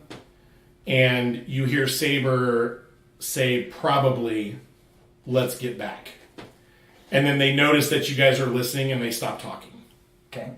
And Can I roll stealth to see if they know this? Sure. Make a perception check. See if there are any brooms around. I don't roll at disadvantage anymore now. Good. Because I now have plate armor instead of mail armor, right? That is incorrect. Do I roll disadvantage? Medium and heavy armor. Some mediums and all heavy armors give disadvantage on stealth checks. If your Okay, plate fine. armor, I'm still rolling. if your plate armor were made out of mithril, and yes, it is obligatory to roll the R slightly when you say mithril, then you don't have disadvantage. But I got a 9. okay, you I'm pretty stealthy. begin stealthing towards. Are you trying to follow them? I was trying to listen in on their conversation. Okay, so you put your ear to the door, and then you're like, "Wait a minute, what door?" And then you look around and you're in a broom closet, surrounded by brooms. Oh, okay. Okay, I tried. And they all clatter to the ground. yeah, Yep. they all do a Keystone Cops thing where they all clatter. All right, they leave Grimnir's theater. Are you guys going to go check? It is possible that Vesper just went to the bathroom, or Vesper went to go get more fried critter. Are you guys going to look around? Are you going to investigate? Or are you going to try to follow Saber, Squirrel, and Cutter back to base, wherever that is? Because you keep in mind, you guys don't actually know where Thunderstone's headquarters is headquartered. Yeah, we're going to follow them. Okay. All right, so everybody make a stealth check. Ooh. Should have saved that inspiration. Yeah, it's fine though. And as long as two of you pass, we'll say that you guys successfully, because you're not really stealthing, you're just sort of shadowing, right? Like you're trying to follow them. So what did we get? I got an 11. That's really That's close. really high for Yeah, me. that is so close to a success. You're right there. You can just really keep reaching. Just keep reaching for that stealth. I got a 9. Okay, yeah. All right. 12. So we lose them. Yeah, basically they figure out you guys are shadowing them, and they split up, and each of them disappears into different sections of a huge crowd, and by the time you guys decide who you're going to try to follow, you've lost them. Well, do I know anything about where his territory typically is? We were in it. You guys actually passed through. Remember I should have written this stuff down for you guys. The very first guy that hired you, No, I remember walked you going through That was his their official territory. Okay. So I will say, without giving like an actual Address. township name or something like that, I will say that you have a vague understanding of where Thunderstone territory begins, at least, because that's where you ran into them. You were on these roads, and you ran into Thunderstone there. So All right. Well, let's just go there and start setting fires until No. Thunderstone. No! Not No! Aaron. Vengeful actual fires. metaphorical fires. metaphor. I don't understand why everyone takes me seriously when I say certain things. Obviously, it's a metaphor. Yeah, he means It's from the book of Givney. Proverbial fires. And lo, behold, that Sacrileth went out and started fires among the people. And some people found this should one of us go and discourteous. Should one of us go back to the guild to try and maybe get the other guild mates to help? Yes. If anybody's there. Okay. And then we're going to fact finding. Firefighting, fact finding, fact firing. Murdering. We're not going to murdering. Okay. I specifically said we weren't going to murdering. Okay, so you guys head back to Sable Guard. Right. Well, okay. I thought one of us could. Oh, okay. Yeah. Well, so none of you are going to actually investigate around at Grimnir's Theater to see if he's just taking a piss? No. Okay. Nobody believes that he's... Well, you guys probably I don't believe he's thinking of capable of asking that. people. Well, Okay. I mean, Based just based on the fact that Saber said, like, you realize that this means nothing, like, I'm going to charge down Thunderstone's door, and we're going to fight until one of us is dead. Okay. So... Okay, so Makaria will stay and ask, and we'll go back to the guild. Okay. Right? So she's going to stay and ask and go back to the guild, and then the two of you are going to trudge out to Thunderstone territory and start looking around to see if you can't catch up with them. Yeah, that sounds good to me. That's the plan. Okay. All right, so Makaria, go ahead and make 2 investigation rolls. Okay. Natural 1 on the first one. Okay. Investigation. Yeah, so 12 on the second one. Okay.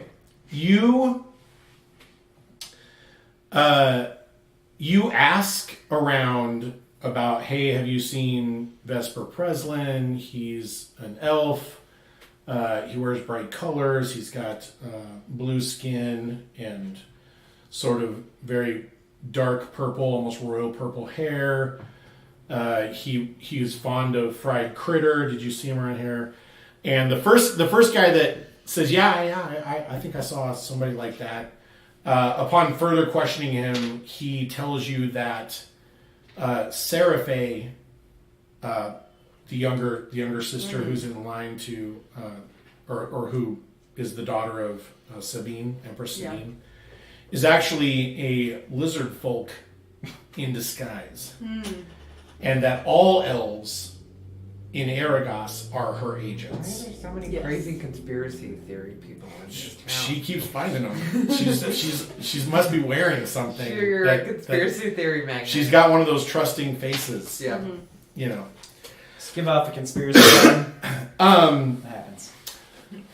A little while later, you, ironically, over by one of the concession stands, you see somebody who's working at, who works at Grimnir's Theater with a mop bucket, and what appears to be cleaning up what appears to be a fairly large blood stain on the floor in the stonework. When you question that person, he informs you that he was not present, but according to what everyone said, an elf was attacked by several people and stabbed quite violently a bunch of times, and bled all over the place. That's why we put sand out there so that we don't have to clean this shit up. And this guy comes in here to get stabbed. What an idiot. But that after he collapsed to the floor, but before his assailants could finish him off, he disappeared. Like he just winked out of existence and, left behind this big, huge pile of blood this big puddle that I have to clean up. And he's got like a little wooden sort of orange and yellow placard that says Cuidado on the side of it. And it shows somebody slipping.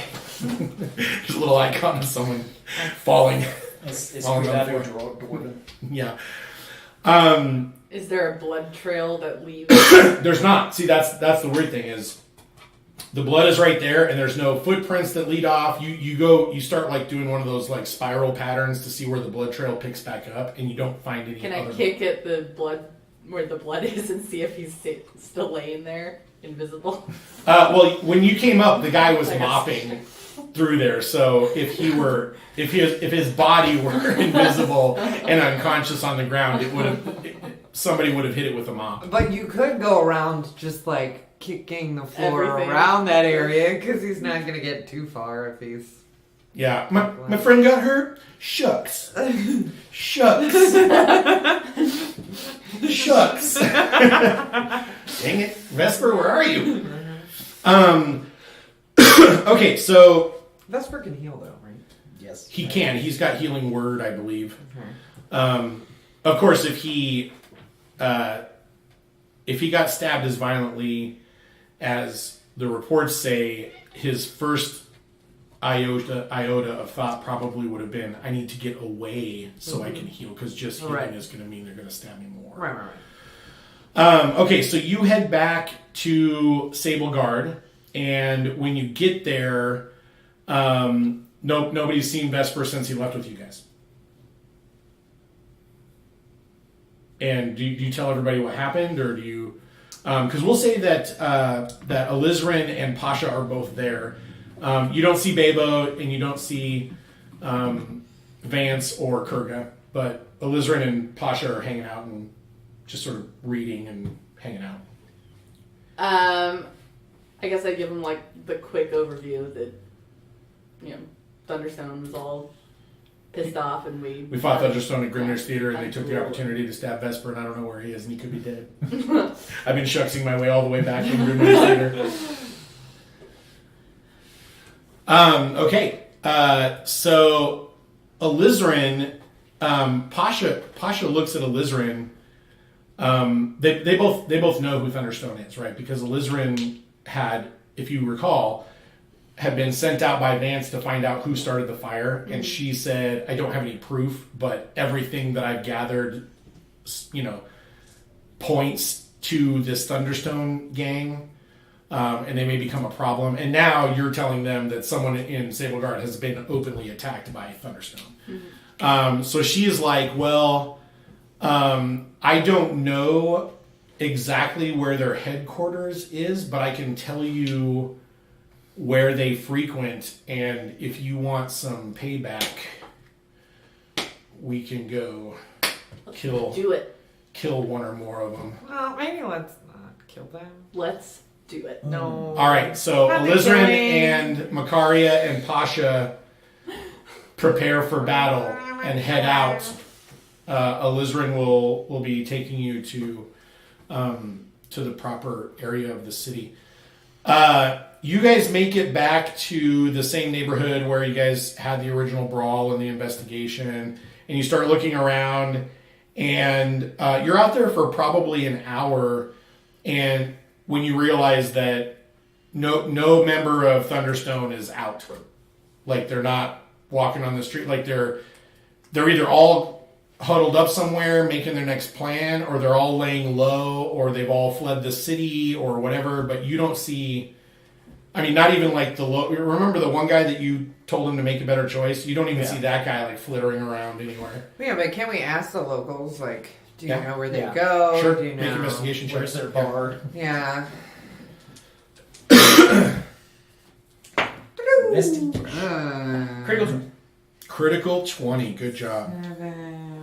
For a Where's actual You total ask of 20. one person, and they say, right there. I got a You 7. look over at a bar called Thunderstone. Oh yeah, I'm Spice. actually reading for his brother. The Thunderstone. Except I'm the good one. I hated that guy. Yeah, I hated that guy. Okay, so yeah. You guys are told that Thunderstone and his guys, when they're done fleecing and sort of Extortioning. well, because you got such a high roll, I'm going to give you a little background.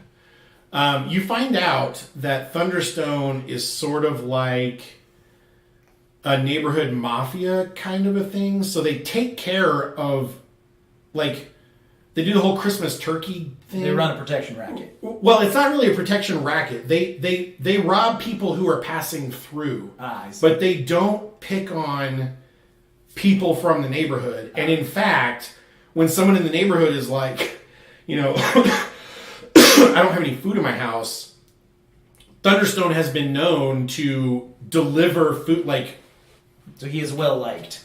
He is popular. Yeah. Thunderstone, the gang, is popular. So you don't get a lot of cooperation from the locals, but you do manage to find out that their favorite place to eat is a place called the Copper Kettle, because it is very filling food. It's cheap food, but it's flavorful, and so it's really one of the cheaper areas of the city to eat. You've never heard of it. Neither of you have ever heard of the Copper Kettle, but they basically tell you it's over on Windermere Street, and nice. You move on. You head over. All right, I will. I'll stake the place out. Sure. When you get to the Copper Kettle, it's going on late afternoon now, right? So we're past matins, and we're almost to nocturne. When you get there, it's sort of a cafeteria style seating. So instead of like individual booths and tables, like they have like the longhouse tables that can fit like 12 people on a side. And you can't tell how many people actually know each other and how many people are just sitting close to, because that's where there was a place to sit. Yeah. But basically at one end, there's like some people and 3 huge cook pots, just huge cook pots of some kind of stew. And as soon as you guys walk in, it smells pretty good. It smells pretty good, right? I mean, it's like a beef stew. It's like some sort of hearty stew, right? And people go up, throw a couple coins on the counter. From what you can tell, they're just paying in chits. So it's not expensive at all. And they get a big old wooden bowl of just piled high of this thick, hearty stew. Cool. It looks like to be mostly vegetables, but... Is there a place where I could sit that you can't see me when you come in the front door? Yes. So the way it's set up is like you come in the front door and it's basically a long hall, but it wraps around. The door actually comes in a little bit, so there's an area that wraps around, and then at the back there are stairs, like over by the bar, the food bar. They also have really cheap ale there. There are stairs that go up to like an arcade style thing, right? So it's like a big balcony that's wide enough to have more tables. Cool. That looks down, and the whole thing is under like a not domed, but sort of like a peaked roof. Half of a ho-ho. Yeah. I guess I could have said any other sort of cylindrical object. Is it but vaulted? whatever. Yeah. It's like a barreled ceiling, and there's chandeliers, and and it just looks like a cheap place to get a decent bowl of stew, Well, I will go hang out on the balcony. Okay, all right. I'm gonna go get some stew. So you go pay three chits and get a big old bowl, and you can tell like when it glops in your bowl that there's tons of. I mean, it's hefty, right? So it's not like pretty hungry because I'm 16 and I just fought. Right. It's not like brothy so much as it's like really chunky. I mean, Yeah. You're just like, wow, like how? What the? Okay. But you sit down and you start eating it. I'm excited about this. And it's pretty good. You do notice that even though the stew is colored like beef stew, and they call it beef stew on the menu, which is literally a plaque on the wall that says beef stew 3 chits. Mm-hmm. Eat it and like it kind of thing. You find chunks of other meat in there, some of which you've had before, like fish or chicken or ham. Some you haven't. Could be horse meat, could be goat meat, could be it's just like no, not Nikas meat. Vesper, where do you think There's only one Nikas in the whole city. If there's I don't Nikas know. meat in Well, the I mean, stew, obviously you would kill the Nikas outside the city and bring the meat back. yeah, but if there's Nikas meat in the stew, then your Nikas might be dead. You do not want. I will Nikas burn meat. this place. Yeah, I will start at that end and light fires all the way. Metaphorical. Metaphorically. Yeah. Yeah. But yeah, the stew's good. I mean, it's got a really, it's sort of an oniony, savory flavor to it, and it's super filling. And I'm not sure that even with your appetite being as much as it is, that you can actually finish the whole bowl, because it's just so satisfying. There's lots of potatoes in there and celery in there and big chunks of carrots. You should big try chunks this. of This is really good. broccoli. I'm busy trying to figure out if I can smite with my net. With your net? We're not. What? I've never tried it before. I don't know. I don't see why not. I guess It is a weapon. I mean, it's a melee weapon. You kind of hurl it, but it is a melee weapon. Cause damage. Maybe Yeah, I it causes smite damage. net. Well, it doesn't cause too much damage on its own. What it does is it applies a grappled condition to the person who gets hit by it. Well, we'll see what But happens. if you hit somebody for 2d8 radiant damage and then grapple them, they're gonna be grappled a little easier, you know. Right. So I'm gonna wait and watch the door. Okay, so you wait and watch the door. Makaria, you and Alizarin and Pasha make it to the area of town that Thunderstone is known to haunt. And you start asking around. And people aren't very cooperative with you, but some people are like, oh, there were some other people asking around. They're probably hanging out at the Copper Kettle. So you guys get a good lead as to where to go. So you head over to the Copper Kettle, and after a little while, you find Arister and Kethra. Kethra is totally on about the stew. this is really good stew, guys. It's You very, really need to try this. very stew. good stew. It is delicious. Okay, so you guys have all gathered at the Copper Kettle. You are waiting for someone in Thunderstone, hopefully Thunderstone, to rear his ugly head, and then you're ready to pounce. I don't know about I'm ready to bounce. Okay, Everyone else seems to be ready to pounce. okay. Okay. I'll make sure nobody. Kethra's digesting and meditating. Because if Getting ready to spit if it nobody comes in this door at some point, I'm metaphorically speaking going to kidnap one of Thunderstone's family members. Whoa, that does not And then we sound can do- paladin-y. And then That's we can very- do That's not very an giving. exchange.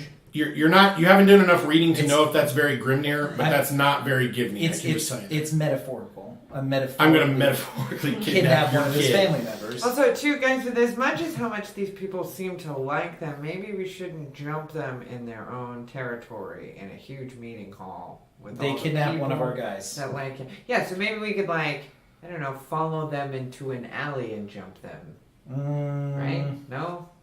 I mean, Okay. that's not my style. I feel like maybe we Yeah. should do that. There's no honor in kidnapping from an alleyway. I'd rather kidnap from the streets. All right, so it is 10 o'clock. It's actually 10:01. This is as good a place as any to Okay. stop. The party has reconstituted itself mostly. We will continue this adventure next Wednesday. And hopefully Stephen and Julie will have recovered from their illness and will be joining us. I know that Julie, we will... This is the evening of the third Luna Day, right? So tomorrow morning starts the vigil. So from a Millipole standpoint, you guys need to cinch this up tonight because tomorrow you got things to do. You got parades to be in. You got charity runs to organize. You got all kinds of vigil stuff to do. Millipole, it's a tradition. Everyone in the city. Well, Batman comes before Bruce Wayne, so we'll do Bruce Wayne stuff tomorrow. It's Batman tonight. It is Batman tonight, but don't miss your Bruce Wayne tomorrow. Right. Okay, so we'll stop here. Thanks everybody for tuning in. Thank you so much for the new subscriptions, the new subscribers. You guys rock, you. obviously. You guys, please tune in and join us next Wednesday. Can we and give will- a shout out to the people who subscribed this episode? Yeah. Let's.